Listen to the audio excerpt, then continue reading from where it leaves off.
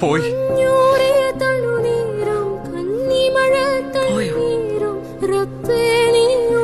പോയെന്ന് വെച്ചാൽ പോയി മുന്നിട്ട് കൊണ്ടാൽ അവൻ അങ്ങനെ പറയൂ. അവനൊന്നും സംഭവിക്കില്ല. നീ നിക്ക്.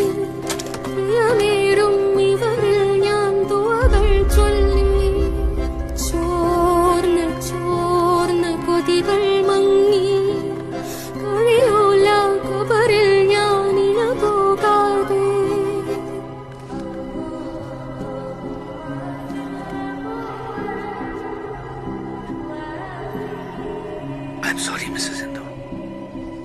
We failed him.